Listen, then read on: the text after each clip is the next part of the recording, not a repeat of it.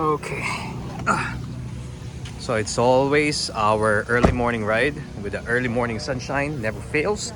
Um, so the significance today is Z has changed his temp to a negative 17. Okay, and we're gonna test this one out. Plus, since he's now working out on his time trial effort, he's now changed his into a, what's the size of this one? It's a 56. So yeah, 56. There you go. Okay, so we're gonna test this out. We're gonna test his bike if he can still climb it. Our agenda: we're gonna go to the hills, and let's see if Z can rotate this 56 chainring, and maybe if he can still have a posture in the aero bar. So that's Z,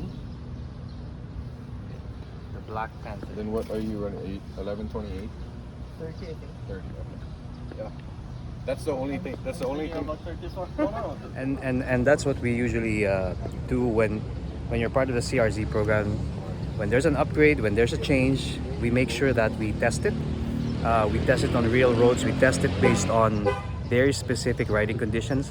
So when you're out there, or in the future, you decide to join an organized event, you've tested the changes. So it's always imperative that if you upgrade, change a part, change the geometry, it always helps you do a test ride, and then you base your conversations from there, because any upgrade is useless if your body does not adapt or understand it. So basically, just today we're gonna go through the hills of Clark, and we're gonna teach Z how he can use his 56 tooth chainring. The reason why we have 56 and 55 is it's really for the flats, but you can't really choose a course. Sometimes there are climbs that you have to tackle. So 56 chainring, right?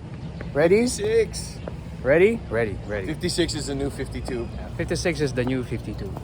Welcome to the 53 and up club. Yeah, seniors club. Wait. 56 is the new 52. Yeah, 56 is the new 52. Okay? Ready? Okay. Let's do it.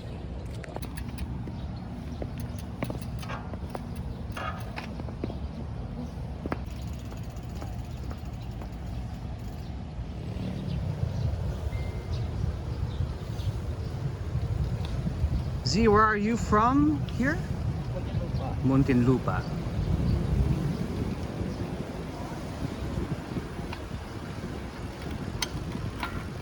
There you go. Better. Good extension, okay?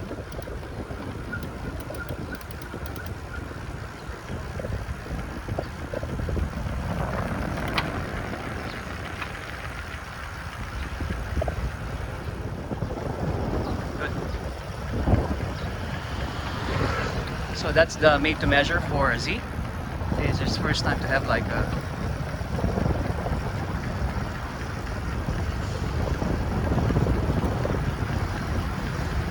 Z. How did you find out about CRZ? Facebook. Facebook. Oh, okay. Videos. And in Clark. For in Clark. And Clark. Okay. Yeah. Okay.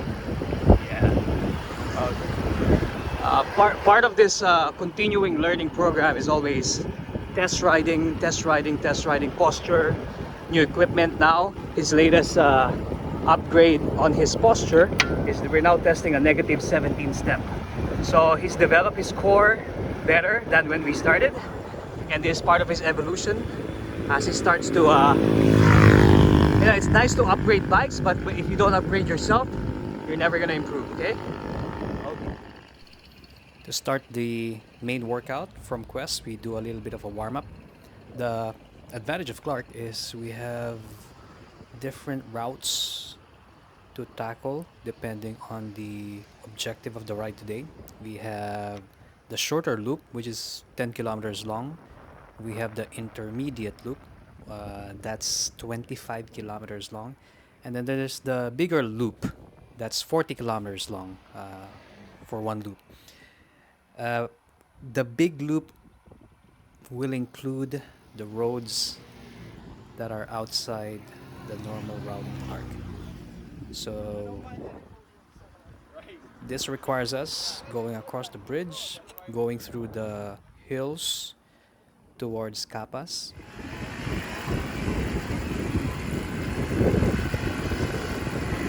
You know the first time I went to CRZ? The first time I saw you back. When I saw you back, this is where you dropped it. The first time! And then there were like 3 new kids along with me. And when you turned to me, Or whatever. Yeah, those are the good old days. We didn't have to have a program. yeah. We just wrote. Time trial will be the first part of the ride today. Time trialing means we focus on Z's new aero position. So as we mentioned a while ago, he's now upgraded himself to a negative 17-degree stem that would put him on a lower stance. If you've not seen the episodes of Z when he started, he's a brand new rider, started during the pandemic, and his posture before was a little bit upright. So now we're teaching him how to appreciate the value of aerodynamics. A lot of people find it unusual to have an angle of an aero bar like this, but if you can see from this frontal profile, Z is trying to pierce through the wind and using his fist to hide his torso. The advantage of that is you can split the air if you don't have an aero bar. Just like in my case, if I don't have an aero bar, I use the hoods to be my virtual aero bars, because the name of the game is really about going faster with less effort.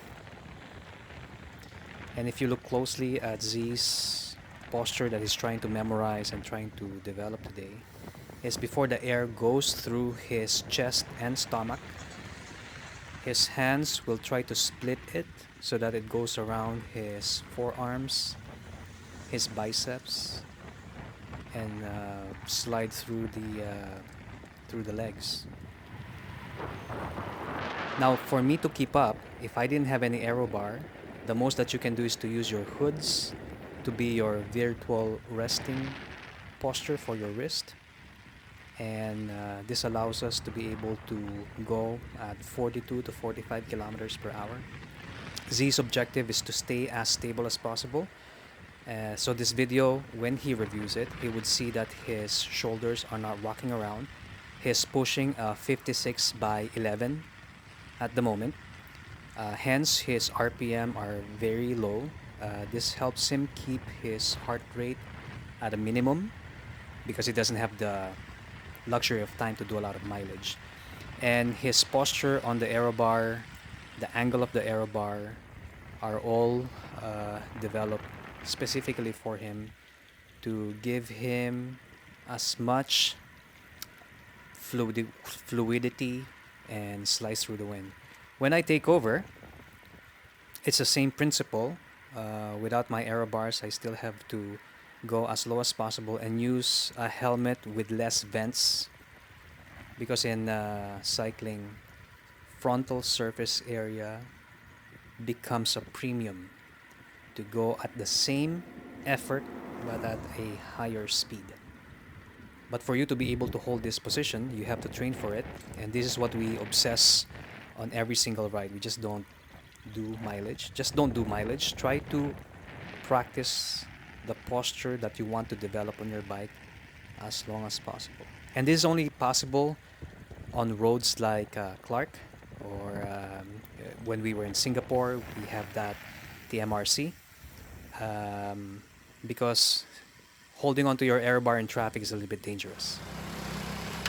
That was a good workout. Super long. Go. So that was a good workout. We're gonna be working out Z here over the top, and it's you again. Ah, Nanay CRUZ. It's the cruise control. How are you? Bless. This is Grandma Cruz. This is Grandma CRUZ, like literally. Cruise control. Good morning. Okay. Oh, I have a surprise for you. Good morning, Nanay. Oh, hi. Oh. I got a surprise for you. I have tickets to Justin Bieber concert. There you go. Okay? Okay. So we're gonna go back training here again, and then I'll see you later. Yeah. Thank you very much. Okay, no problem. No, thank you very much. Nobody can touch. Really? Oh, you say holy macaroni. You say holy macaroni. I gotta learn Okay. that. Okay, so that's yours, huh? Yeah. Okay. Thank you very We much. see you Bye-bye. later. You've heard of Z? Z is one of the CRZ newbies. We're now trying to teach him how to climb, develop his torque using his aero bar. Because, okay. So what we want to demonstrate today is that Z is going to stay on his aero bar. This is the fastest way for you to develop your aero bar posture muscles. He's gonna be in an aero bar in the biggest ring. He's got a 56. I'm gonna be behind him standing up on the big ring too. So what we want to show you visually is how you can use your core to stabilize your body even when you're standing up or sitting down on the aero bar. So this is the value of developing your core and understanding where your center of gravity is. So center of gravity is very important. We're back in the mountains of Clark. You've met Z before. So he's one of the products of the CRZ program. He works in Clark, works very hard, but he figured that maybe health is really important right now. So finally, he got his bike. We've changed his stem. His stem is a negative 17 degree now. And one of the most important things when you change something on your bike is you have to test the posture. You have to go to real road conditions. So you get to learn and adapt to the new riding style. So today what we're going to be doing is a long climb. Z will be on his biggest ring on the 56 and then climb it on an aero bar. I'll be behind him climbing it on the big ring standing up. The main idea is we want to showcase to you the value of using your core to develop torque and stabilize you on the bike. So you don't do this climbing. Okay, you don't do this. The more that you do this, you're going to be using so much oxygen, it's going to increase your heart rate. And that's the reason why we can climb with one hand, is because we have what we call, in a geeky term, they call it torque vectoring. So there's such a term called torque vectoring, where the body can automatically adjust where to transfer the torque to keep you steady. That's why whenever you see riders doing this on the climb, like this, it means that they're not using their core to stabilize. So when you see this doing like this, that's why when you look at the pro European peloton, when they're climbing even on the big ring, they're just steady as rock. Okay, so that's it. Hopefully you learned something from today. Let's good luck, Z. Wish you luck. See you later. Okay, steady, huh? Yeah. So what Z is doing right now is using his core muscles to lift up the aero bars towards his face. So I'm standing up, and you'll notice that my shoulders are now rocking around like this. Try to avoid doing this. So you have to just keep it steady. Your legs should be pushing down and lifting up. So these are two contrasting styles. Z is on an aero bar. I'm standing up, but same principle. We're using both our cores to develop torque. Now I'm gonna show you how you can hold your bike on the drops. So I'm gonna hold my drops now. Same idea, biggest ring. We're now approaching the 15% grade.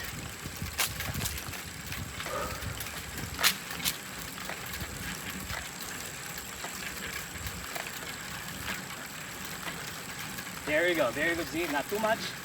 Keep it steady. Tongue will be on the gutter on the left side.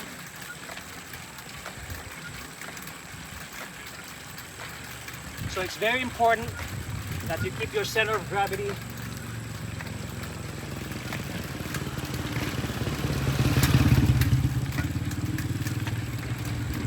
very good. So I'm standing up. Z is on the aero bar. Z is using a 56 chain ring. I'm using a 55, 15% gradient. So I'm gonna transfer to my hoods. Same idea.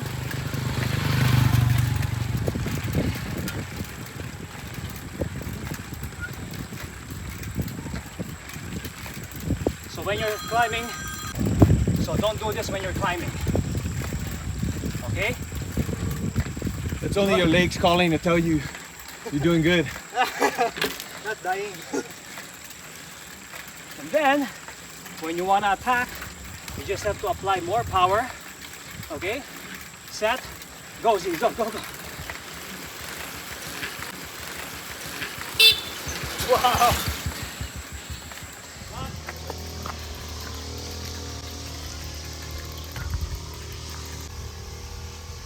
Okay, so we're done for the day.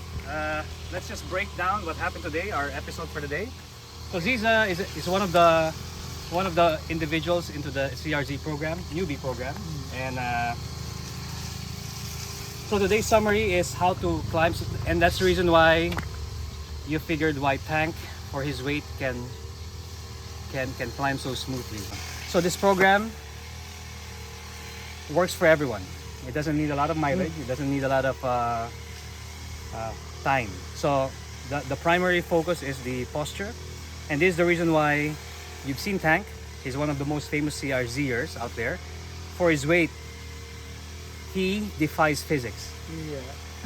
A lot of people are surprised how Tank can do this and do that. A lot of people have created myths that Tank was born with big legs already. When he was born in this earth, he already had a power meter on his leg. But that's not true. Tank also started just like how Z started, like how everyone started. Their main advantage is that, just like Z, they have the willingness to learn. That's it. So the showcase today is how can you use your posture, torque, strategy, technique, discipline to climb those 15% gradient on an aero bar, on a 56 chainring, which a lot of people would say crazy, but it's doable. The back doesn't hurt, the legs don't hurt, nothing like that, right? Okay, and Tank can show you why this program works. So these two here, these two nincompoops, A term of endearment. yeah, are the product of that. And climbing is one of those tasks that sends chills to people's legs, right? True.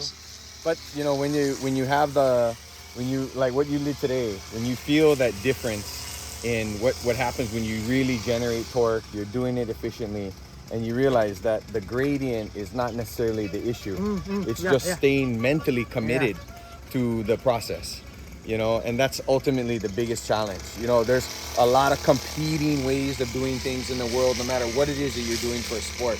But when you find a process that helps you be more efficient, that helps deliver more power, ultimately it makes it more enjoyable. And I think that's what you saw today, right? I didn't even notice that we're at the end already. Exactly. It's like, oh, the climb is over. Imagine that. Imagine you're on your next climb and you're like, oh, it's over? 15% gradient, right? Yeah. There you go. Solid. There you go. Thank you very much for joining us today. And we're signing off. We got the gravel road and go through those mountains over there. So we have a network of mountains. And that's how it works out. See you. Bye.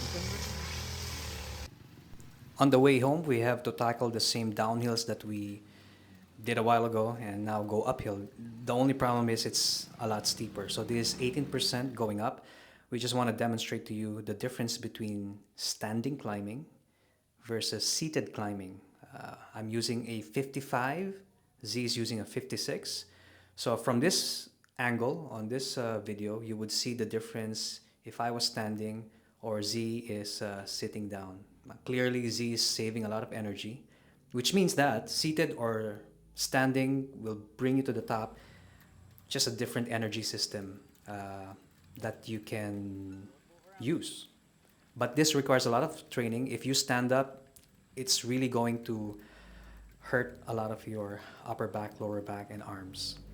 To give you an idea of the difference between standing and sitting down, we switch places. This time, Tom will go behind Z, and we're going to demonstrate to you visually the difference between Z's power after a long climb just because he saved more energy. So when Z decides to accelerate and Tom is behind him, is what happens. This is still 8% gradient. And Shift your gear, Z. and Z can just accelerate more using his core, and Tom has to work so hard standing up just to keep up. Still at 8% gradient, 56.30.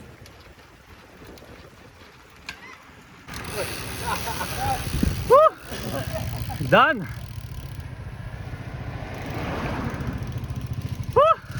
That would have been the most expensive video for us.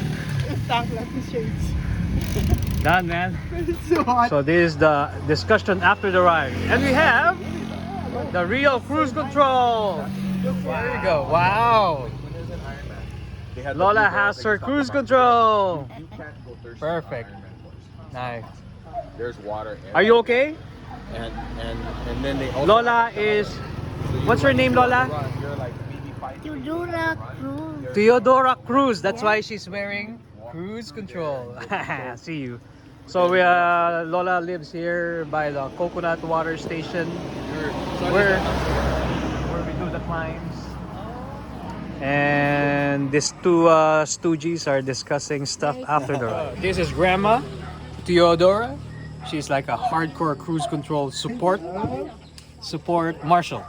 Yeah, Marshall. Here at the famous Buko Juice area, because usually this is the finish line for that long climb that you saw in this episode. Sure, she's how old are you, Lola? 78. 78 years old. So I want to be strong when I'm 78, right? Right? Absolutely. Okay. Back to you, Papa Louie. 78. So that's the difference when you always stand up versus staying efficient, using your core, minimizing movement. You save a lot of energy. So that demonstration by Tank and Z hopefully will give you a visual cue why we try to teach our newbies how to sit down, conserve energy on steep climbs. And that's the reason why everyone can become a climber in 48 hours. True. Just be open to learning new tricks. Nothing to lose, okay? Okay, we're gonna go home now. Bye, Tank. Bye-bye. Bye.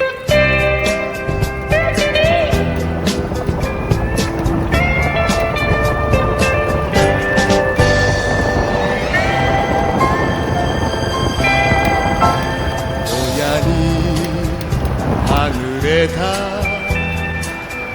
ひな鳥もいつかは優しい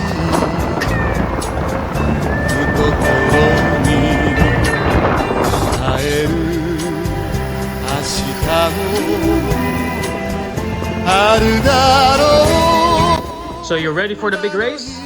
You really ready, huh? Like, give me a thumbs up if you want. Are you ready? Are you ready? Perfect. 1, 2, go! Race, go! Start now!